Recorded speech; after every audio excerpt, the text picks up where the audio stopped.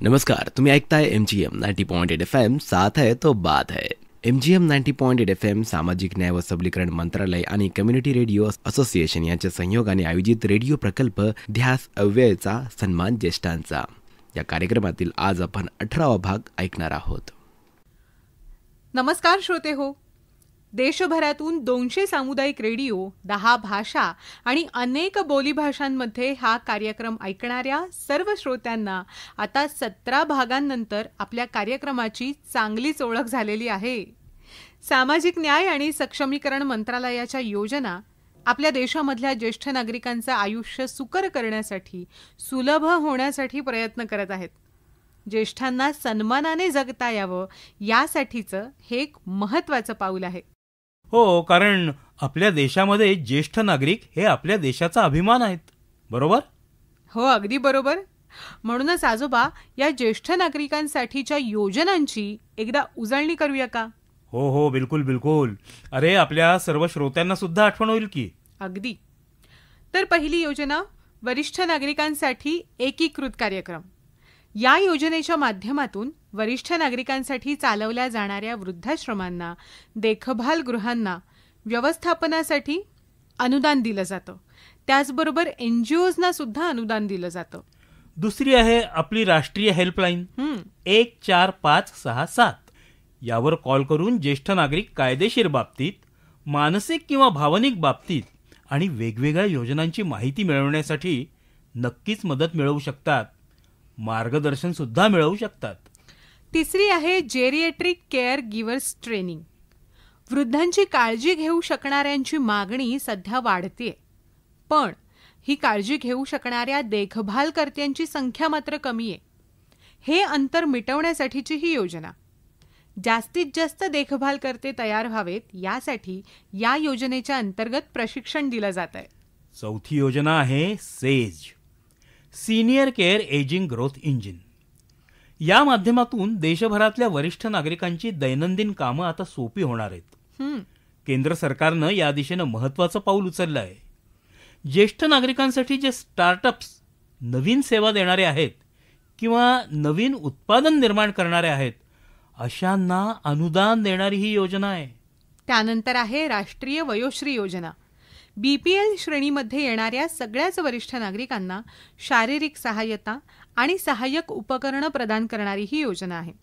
ही केंद्रीय योजना आहे जी पूर्णपणे केंद्र सरकारद्वारे चालवली जाते. वरिष्ठ नागरिक कल्याण कोषमधून या योजनेचं निधी व्यवस्थापन होत आहे. कॅटरॅक्ट सर्जरी म्हणजे मोतीबिंदूचं ऑपरेशन. आयुष्मान भारतच्या माध्यमातून ज्येष्ठांसाठी मोतीबिंदूची शस्त्रक्रिया निःशुल्क करण्यात येते. त्याचबरोबर ज्येष्ठांसाठीचा आई वडील आणि ज्येष्ठ नागरिक यांच्या चरितार्थासाठीचा कायदा 2007 हा ज्येष्ठांना चरितार्थाचा अधिकार मिळवून देतोय. आई वडील, आजी आजोबा आणि ज्येष्ठ नागरिक जे स्वतःच्या उत्पन्नातून किंवा त्यांच्या संपत्तीच्या मार्फत स्वतःचा चरितार्थ चालवू शकत नाहीत, ते आपल्या मुलांकडे किंवा पालनकर्त्यांकडे या कायद्याच्या अंतर्गत चरितार्थासाठीचा दावा करू शकतात.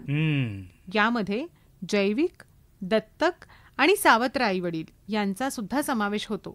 श्रोते हो, या सगळ्या योजना सामाजिक न्याय आणि सक्षमीकरण मंत्रालयाच्या माध्यमातून सध्या चालवल्या जात आहेत. त्याचबरोबर वेळोवेळी वेगवेगळ्या निमित्तानं मंत्रालय वृद्धांसाठी, दिव्यांगजनांसाठी इतर कार्यक्रमाचं सुद्धा आयोजन करत असतं. जसं आता सुरू असलेल्या महाकुंभ मेळ्यामध्ये सुद्धा मंत्रालय सक्रियतेने ज्येष्ठांची काळजी घेत आहे. या पुढच्या प्रोमोमधून आपल्याला त्याचा अंदाज येईल. ऐकूया. है जग में इस कुंभ की महिमा अपरंपार,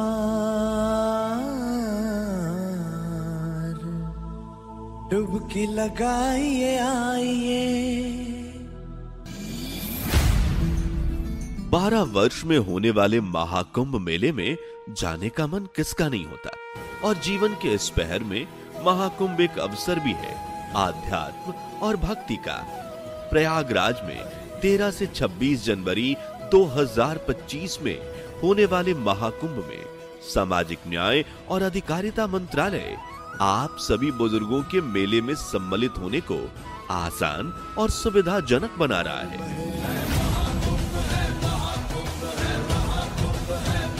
इस अवसर पर मंत्रालय संचालित कर रहा है अपना एक सुविधा स्टॉल, जहां वृद्ध जनों को मिलेगी हर तरह की सुविधा और सहायक उपकरण, साथ ही उचित सलाह भी, और साथ ही सामाजिक न्याय और अधिकारिता मंत्रालय आप सीनियर सिटीजन से यात्रा के दौरान कुछ सावधानी बरतने की अपील भी कर रहा है। आप सभी ये यात्रा अकेले ना करें और किसी को अपने साथ जरूर लाएं।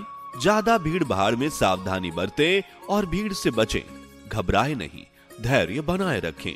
मेले के नियमों का पालन करें। किसी असुविधा में सामाजिक न्याय और अधिकारिता मंत्रालय के स्टॉल पर या नजदीकी सहायता अधिकारियों से संपर्क करें। महाकुंभ मेला आपके लिए सफल रहे और सुरक्षित भी। इसकी कामना के साथ सामाजिक न्याय और अधिकारिता मंत्रालय आपको महाकुंभ मेले की शुभकामनाएं दे रहा है। CRA द्वारा निर्मित और सामाजिक न्याय और अधिकारिता मंत्रालय द्वारा जनहित में जारी। श्रोते हो, ध्यास अव्ययचा सन्मान ज्येष्ठांचा हा कार्यक्रम आपण ऐकत आहात. ज्येष्ठांसाठीच्या योजनांची माहिती या कार्यक्रमातून आपण देत असतो. आजोबा, सगळ्या योजनांची उजळणी तर झाली. हो झाली. अहो, पण तुमचे मित्र आज भेटायला येणार आहेत ना, त्यांच्या स्वागताची तयारी झाली की नाही? अरे हो, अगं सुरेश पण आज येतोय आणि त्याच्याच स्वागताची तयारी करतोय. गुड. जरा बघू तरी काय तयारी सुरू आहे तुमची. लक्ष्मी, तू चल ना माझ्या बरोबर किचन मध्ये. आपण दोघं मिळून तयारी करूया. एक मिनिट, किचन मध्ये काय करताय तुम्ही? मला वाटलं तुम्ही स्वतः तयार होताय. तुम्ही जेवण बनवताय? अरे हो लक्ष्मी, आज मी स्वतः सगळं बनवतोय. हो. हे बघ, हे मोड आलेले मूग, याच्यासोबत सोयाबीन सुद्धा आहे. ओके. आणि सुरेशला आवडणारे पोहे सुद्धा आहेत. आणि आता बनतोय गाजराचा खमंग हलवा. नाही, खमंग तर होतोय, वासावरून कळतच आहे.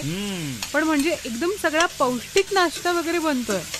नाही, सुरेश आजोबा फिटनेस प्रेमी दिसतात. बरोबर ओळखलंस. अरे वा. अगं, सुरेश फिटनेस ट्रेनर आहे. कितीतरी ठिकाणी लोकांना फिटनेस संदर्भात मार्गदर्शन सुद्धा करतो. अच्छा. आणि आज तो येतोय आमच्या ओल्ड एज ग्रुपला फिटनेस टिप्स देण्यासाठी. क्या बात आहे आजोबा. खरं तर फिटनेस प्रत्येक वयामध्येच गरजेचा आहे, पण ओल्ड एज ग्रुप साठी जरा जास्त महत्वाचं आहे. बरं, तुम्ही नाश्त्याची तयारी करतायत तर कंटिन्यू करा. मी तोपर्यंत तुमच्या सगळ्या बाकीच्या मित्रांना जरा रिमाइंडर देते. हो, नक्कीच आठवण कर त्यांना.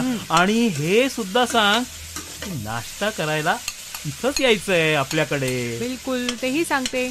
बरं आजोबा, हा कार्यक्रम संध्याकाळी आहे. आधी आपल्याला त्यांना भेटायला बाहेर जायचंय, तेव्हा लवकर आटपा किचन मधलं आणि तयार होऊन या. हो, लक्षात आहे. येतोच आहे मी. तू हो पुढे. येस.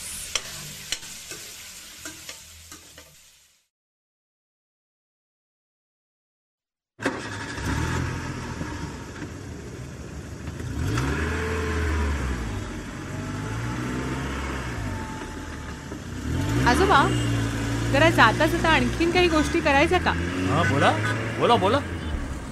ओके, मला सांगा आजोबा, गाडी चालवताना आपण सगळ्यात जास्त ज्यांचा उपयोग करतो आणि जे नसतील तर आपलं आयुष्य बेरंगी होऊ शकतं, अशी कोणती गोष्ट आहे सांगा बरं. गाडी चालवताना मला कोडी कुठे घालतेस तू? पण तुझ्या या कोड्याचं उत्तर मात्र मी लगेच देऊ शकतो. सांगू? बघ हा. अरे, आपले डोळे. वाव, हुशार आहेत की तुम्ही पण.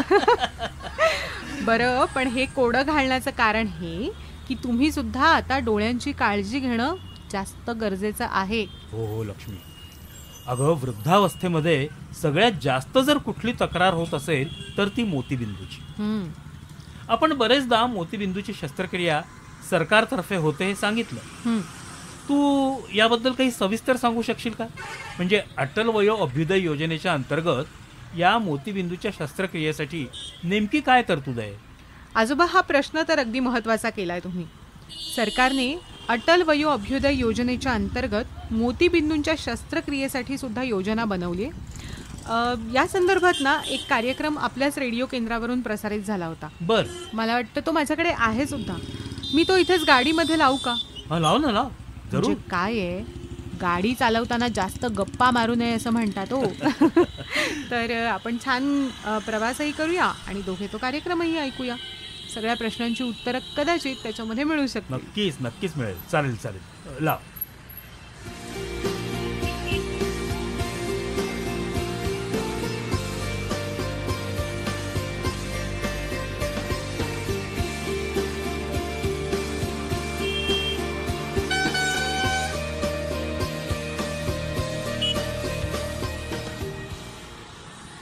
नमस्कार श्रोते हो, तुम्ही ऐकत आहात सामुदायिक रेडिओ.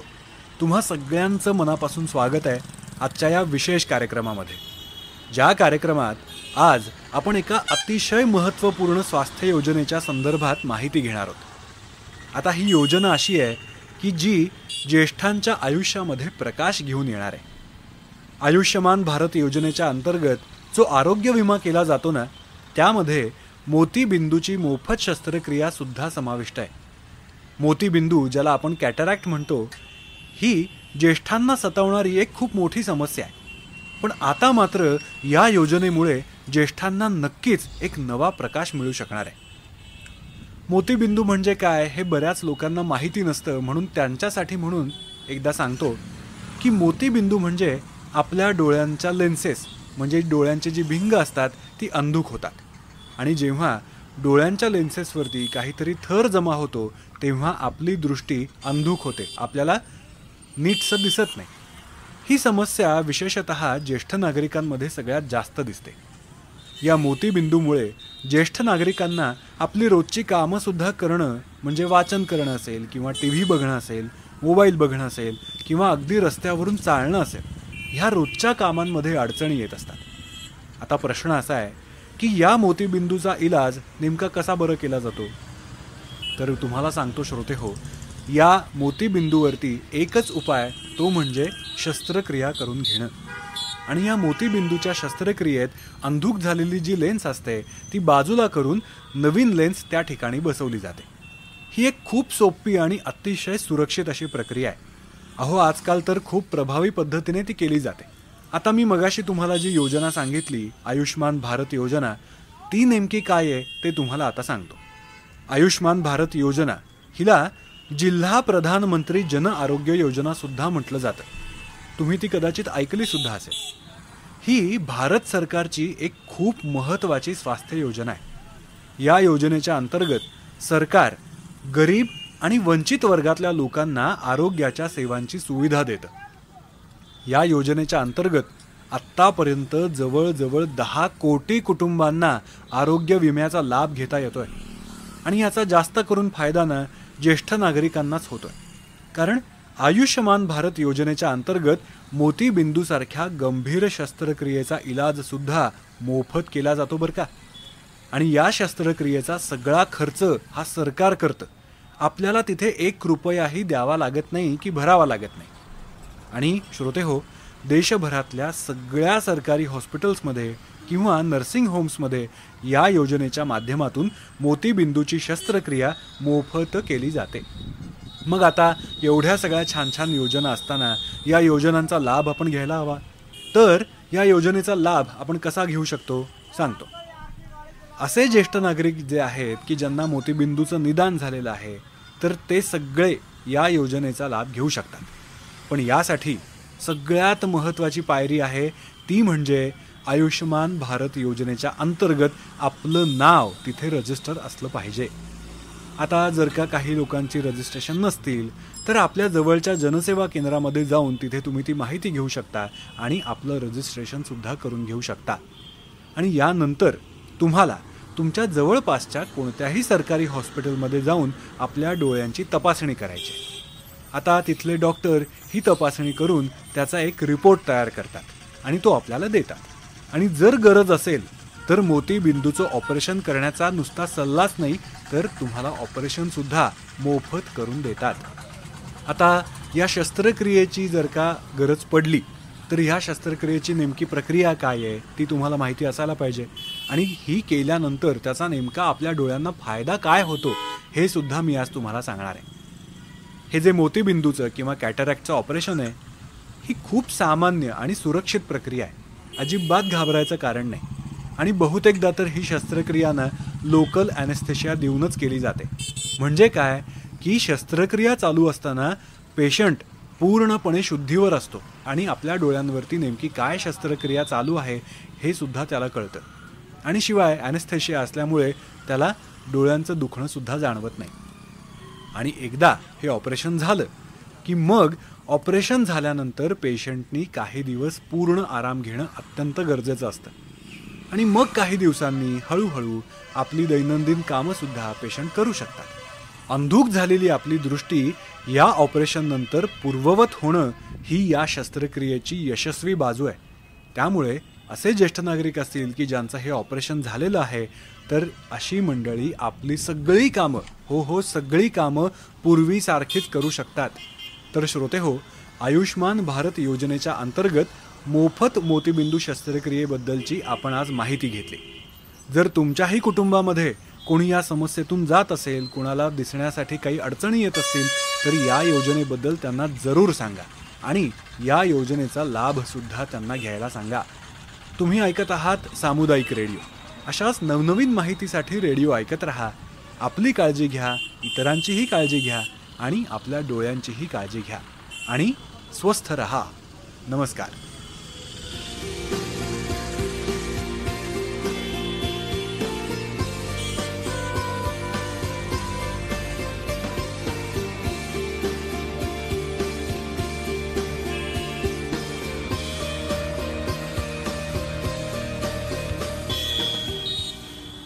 लक्ष्मी, हा खरंच खूप उपयुक्त कार्यक्रम ऐकवलास.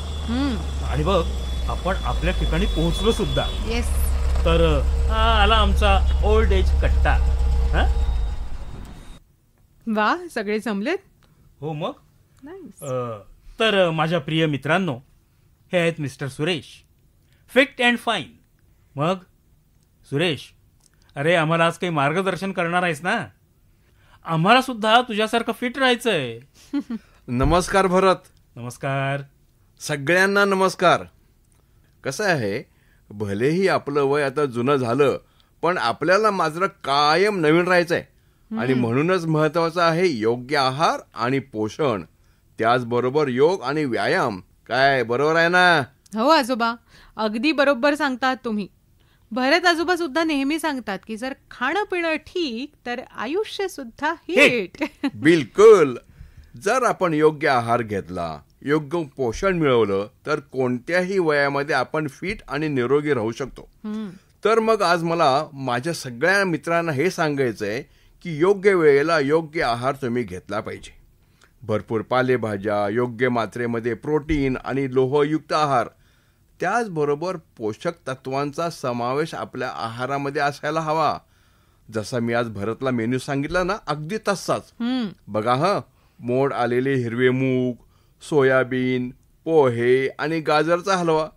कसा तिरंगी मेन्यू आहे बघा, केशरी, पांढरा आणि हिरवा. अरे वा सुरेश, खूपच मस्त मेन्यू आहे रे हा. पण सांगू का, एवढं सगळं खाणं पिणं सगळ्याच घरामध्ये शक्य नाही रे. काही जण आर्थिकदृष्ट्या एवढे संपन्न नसतात. काहींच्या घरी तर एवढी काळजी घेतली जात नाही. म्हणजे संतुलित आहार वगैरे फार लांबच्या गोष्टी राहतात रे मग त्यासाठी.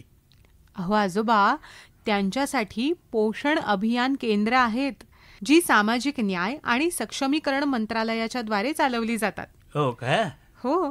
हे मंत्रालय वरिष्ठ नागरिकांच्या कल्याणासाठी अनेक कार्यक्रम चालवतं, ज्यामध्ये integrated program for older person हा कार्यक्रम आहे, ज्यामध्ये वरिष्ठ नागरिकांसाठी पोषक आहार, आरोग्य सेवा आणि इतरही काही सुविधा दिल्या जातात. वरिष्ठ नागरिकांना पोषण आणि आहार व्यवस्थित मिळण्यासाठी काही विशेष व्यवस्था आहेत, खास करून त्यांच्यासाठी जे आर्थिकदृष्ट्या दुर्बल आहेत. या योजनेचा मुख्य उद्देश हाच आहे की वरिष्ठ नागरिकांच्या आरोग्य आणि पोषणाचा दर्जा सुधारणं. त्यांच्या आयुष्याची गुणवत्ता यामुळे वाढणारच आहे. त्यासाठी सरकारनं हे पोषण अभियान केंद्र सुरू केलं आहे. मित्रांनो, जसे जसे आपण म्हातारे व्हायला लागतो ना, तसा तसा आपल्या शरीरामधल्या पोषक तत्वांमध्ये घट होत जाते. त्यामुळे ज्येष्ठांची रोगप्रतिकारक शक्ती सुद्धा कमी होते. परिणामी अनेक रोग आजार ज्येष्ठ नागरिकांना होऊ शकतात. आणि म्हणून आज आपण सुरेशला बोलवलंय ना. वृद्धावस्थेमध्ये सुद्धा आपण स्वस्थ आणि निरोगी कसं राहू शकतो हेच त्याच्याकडून आपल्याला जाणून घ्यायचंय. तर मी माझं बोलणं पूर्ण करतो. कसं आहे मित्रांनो, पौष्टिक भोजन म्हणजे खूप महागाचे भोजन असं नाही बरं का. अगदी आपल्या जवळपास साधे सरळ उपलब्ध असणारे जे घटक आहेत ते पौष्टिक आहेत. फक्त ते जाणीवपूर्वक आपण खाल्ले पाहिजेत. रोजच्या डाळी, पालेभाज्या, कडधान्य, फळं, दूध, अंडी हा आहार सुद्धा पुरेसा असतो. मित्रांनो, आपल्यासोबत आज एक न्यूट्रिशनिस्ट सुद्धा आहेत. ज्येष्ठांनी कशा प्रकारे आहार घ्यायला हवा याबद्दल त्यांच्याकडून सुद्धा काही माहिती घेऊ शकतो का, ते ऐकूया. आहारमूलम ही जीवितम म्हणजे आपल्या जगण्याचं मूळ हे खरं तर आहारच आहे. अन्न वस्त्र निवारा ह्यामधली पहिली प्राथमिक गरज अन्न हीच आहे.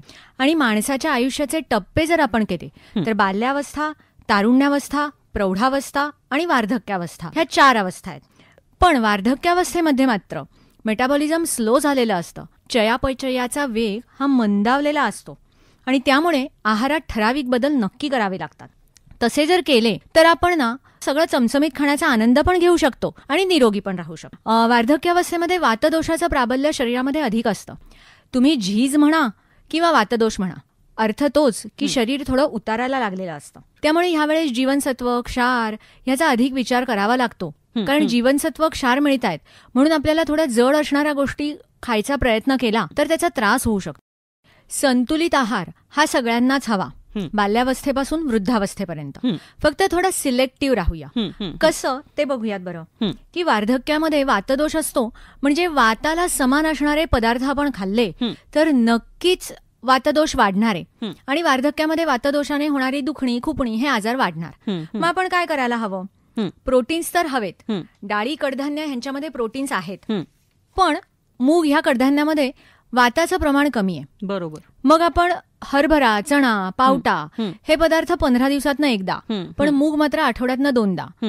तुरीची डाळ, मुगाची डाळ यांचा समावेश रोजच्या आहारात करायला काहीच हरकत नाहीये. म्हणजे प्रोटीनची गरजही भागली जाईल आणि त्रासही होणार नाही. तसंच मांसाहार, अंडी याचं असं आहे की आयुष्यभर केला असेल तर तो माफक प्रमाणात चालू ठेवावा.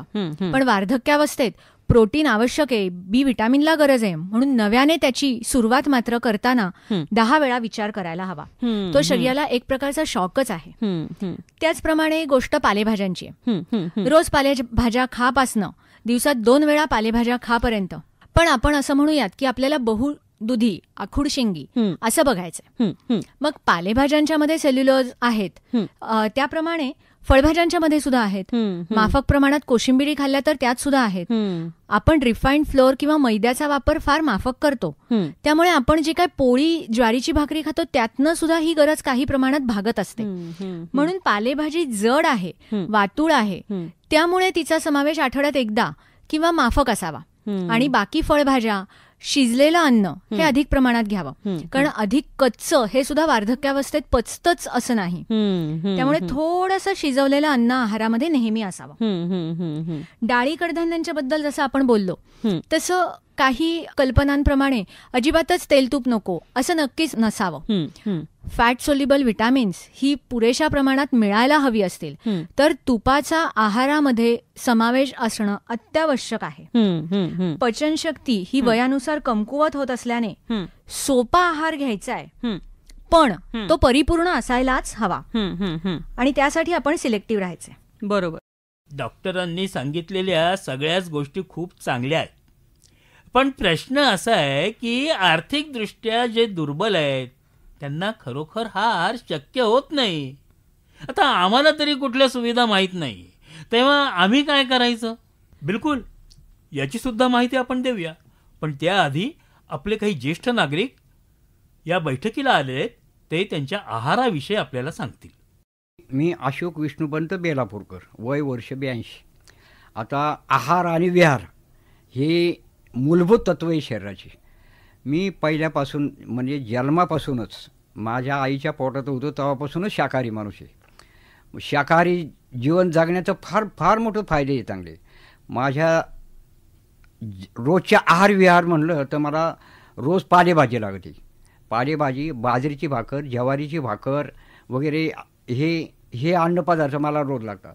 मी आजूबाजूच्या हॉटेलमध्ये जाऊन वडापाव खाला, भजीपाव खाला, हे माझ्या जीवनाच्या बाहेरचे, हे याच्याविषयी मी संबंध नाही. तुम्हाला जर चांगलं तुमचं आयुष्य व्यवस्थित जगायचं असेल तर योग्य तुम्ही शाकाहार घ्या. या शाकाहारामधूनच तुम्हाला चांगली ऊर्जा मिळेल. मी एक वारकरी संप्रदायातला माणूस आहे आणि तुम्ही ह्या मार्गाला चाला हे माझं म्हणणं नाही. तुमच्या शरीरासाठी तुम्हाला व्यवस्थित जर जगायचं असेल तर शाकाहाराला जास्तीत जास्त महत्त्व द्या. कोलेस्ट्रॉलचे प्रमाण तुमचे आपलं कमी होणार. तुमचे हे अपचन, अजीर्ण हे विषय शाकाहारामध्ये नाहीच दिलेले.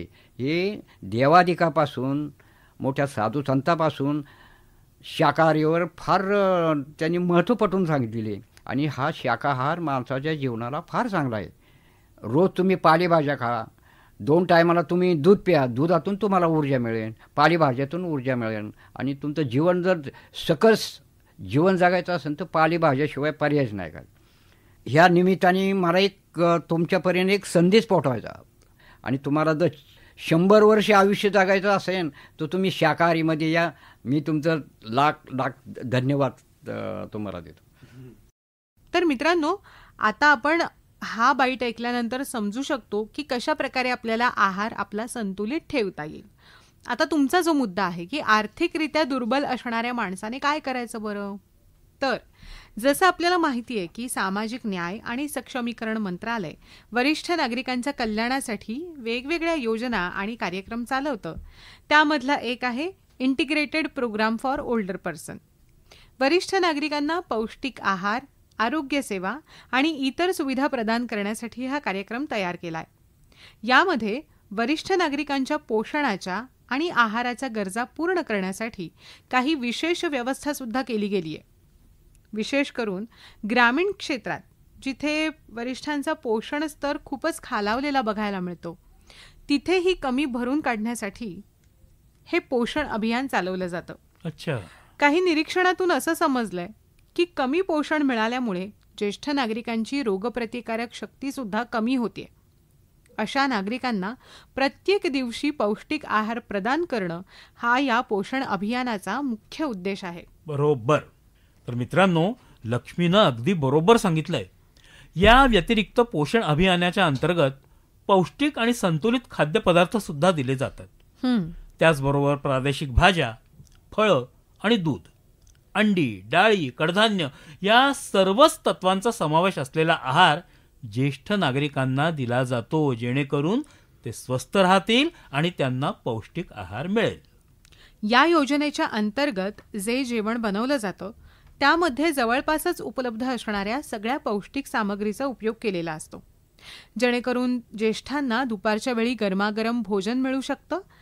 त्याचबरोबर स्थानिक शेतकऱ्यांना सुद्धा त्याचा फायदा होतो. प्रत्येक ज्येष्ठ नागरिकांसाठी प्रतिदिन केवळ 20 रुपये या आहारासाठी आकारले जातात. प्रशासकीय खर्च आणि इतर सामग्रीचा खर्च भागवण्यासाठी आणि त्याचबरोबर भोजन वितरणासाठी ही रक्कम कामी येते. वाह, क्या बात है. अशा योजना असतील तर कोणीच पोषण आहारापासून वंचित राहणार नाही. बरोबर.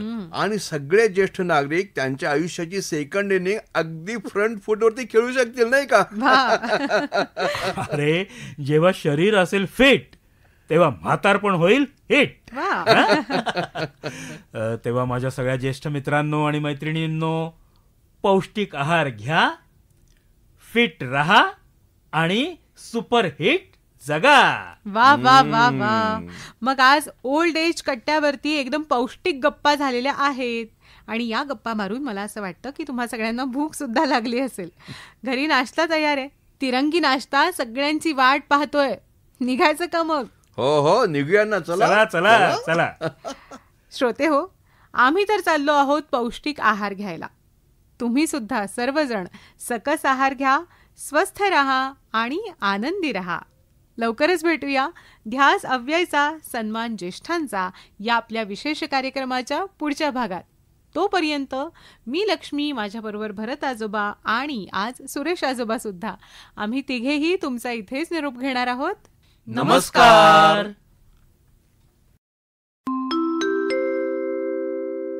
सुनिए सुनिए सुनिए, हमारे बड़े और बुजुर्ग, खाइए अच्छा, खाइए स्वस्थ भोजन, रहिए फिट ताकि सेकंड इनिंग हो हिट। That's our Super 6.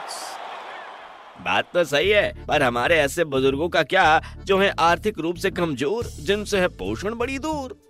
अरे भाई, भारत सरकार लेकर आई है अटल अभ्युदय योजना का बुजुर्ग पोषण अभियान। अब ना रहेगा कोई भी मजबूर, सबको मिलेगा पोषण भरपूर। कैसे कैसे? वो ऐसे, पोषण अभियान का उद्देश्य बुजुर्गों में पोषण की कमी को दूर करना है, विशेष रूप से ग्रामीण क्षेत्रों में जहां बुजुर्गों का पोषण स्तर निम्न पाया गया। अध्ययन से पता चला कि कम पोषण के कारण बुजुर्गों की रोग प्रतिरोधक क्षमता कम होती है। ऐसे में अभियान का उद्देश्य निर्बल बुजुर्गों को प्रतिदिन एक पौष्टिक भोजन प्रदान करना है, जिससे उनकी जीवन में गुणवत्ता की वृद्धि हो सके। हाँ, और बुजुर्गों के लिए लोकली उपलब्ध फल, सब्जी, हरे पत्तेदार सब्जियां, दालें आदि उपलब्ध कराया जाएगा। साथ ही रोज का भोजन भत्ता 20 रुपए निर्धारित है। इसमें समुदाय आधारित संगठनों जैसे कि गांव के बुजुर्गों के स्वयं सहायता समूह, NRLM के तहत संगठित स्वयं सहायता समूहों, आंगनबाड़ी केंद्रों और गांव में कार्यरत गैर सरकारी संगठनों के सहयोग भी लिए जाएंगे। तो हो गया ना सबके फिट और बुढ़ापे के हेड बनाने का इंतजाम। तो बढ़ेगा हमारे बड़ों का स्वास्थ्य और उनका सम्मान, क्योंकि हमारे बुजुर्ग हमारा अभिमान। सामुदायिक रेडियो स्टेशन संगठन के सहयोग से सामाजिक न्याय और अधिकारिता मंत्रालय द्वारा जनहित में जारी। ध्यास अव्ययचा सन्मान ज्येष्ठांचा या कार्यक्रमाचा 18वा भाग आज आपण ऐकला। आशा करतो की तुम्हाला आजचा हा भाग नक्कीच आवडला असेल। तसेच तुमचे काही प्रश्न असतील किंवा काही सूचना असतील तर ते आम्हाला नक्की कळवा। व्हॉट्सॲप करा 9359320080 या व्हॉट्सॲप नंबरवर, किंवा तुम्ही आमच्या इंस्टाग्राम ID वर सुद्धा तुमच्या सूचना आम्हाला कळवू शकता। इंस्टाग्राम ID आहे MGM90.8 FM आणि फेसबुक ID आहे MGM90.8 FM। भेटूयात मग आपण आता पुढच्या भागात। MGM90.8 FM सामाजिक न्याय व सबलीकरण मंत्रालय आणि कम्युनिटी रेडिओ असोसिएशन यांच्या संयोगाने